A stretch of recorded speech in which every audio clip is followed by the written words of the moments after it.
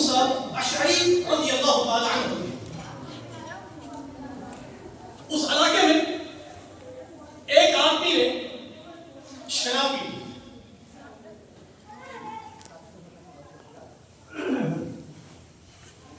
Governor نے مدینہ منورہ سے، یہ آپ اس بات کو ذہن میں رکھیں، یہ بات آپ خیال کریں ذرا، مدینہ منورہ سے کنٹرول کیا کرتے تھے جو سپر کنٹرولنگ اتھارٹی تھی اس دور کی امیر المومنین عمر فاروق رضی اللہ تعالی عنہ، وہ مدینہ منورہ سے مسجد نبوی سے تمام حالات کو کنٹرول کیا کرتے تھے.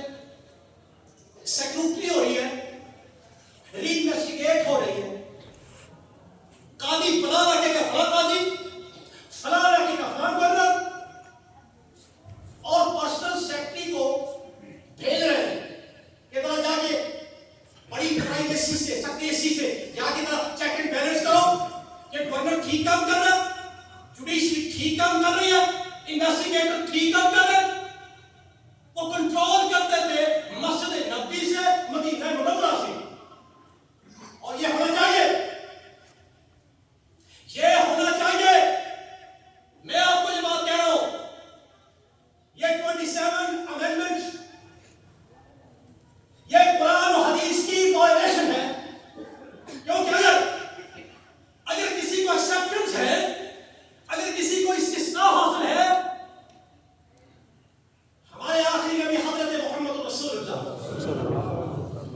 صلی اللہ علیہ وآلہ وسلم کے پاس مخزوم قبیلے کی عورت کا مسئلہ آیا. لوگ ریفرنس لے کے آئے، صحابی آئے، یا رسول اللہ ذرا بڑے ہیں، selected people of the nation, بڑے قوم کے خاص آدمی ہیں، ان کی ناک کٹ جائے گی. اللہ کے نبی علیہ الصلوۃ والسلام نے کیا فرمایا تھا؟ آپ نے کہا لو فاطمہ بنت محمد لقد سرقت لقطعت يدها، اگر میری بیٹی فاطمہ بھی اس کا ہوتی تو میں اس کے ہاتھ نکال دیتا. یہ قانون، یہ آئین، یہ کانسٹیٹیوشن، یہ آرڈیننس اگر کوئی نبی کہہ سکتا ہے اپنی ایسی بیٹی کے لیے کہا کہ جس بیٹی کے بارے میں کہا تو خاتون جنت، لیکن احتساب کے عمل کو جاری رکھا، کوئی ایکسیپشنز نہیں ہے.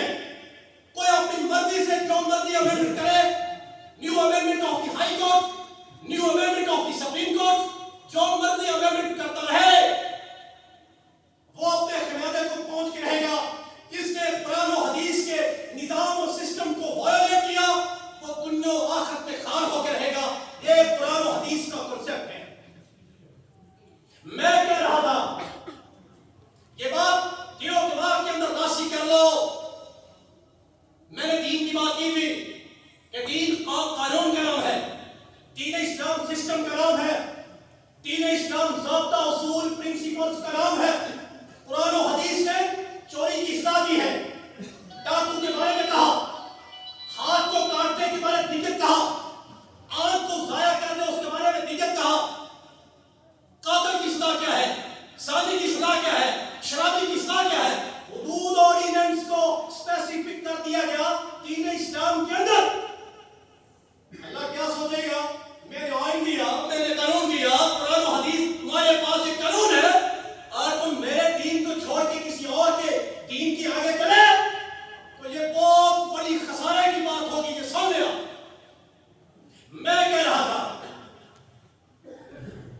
اسرا کے گورنر حضرت ابو موسیٰ اشعری رضی اللہ تعالی عنہ،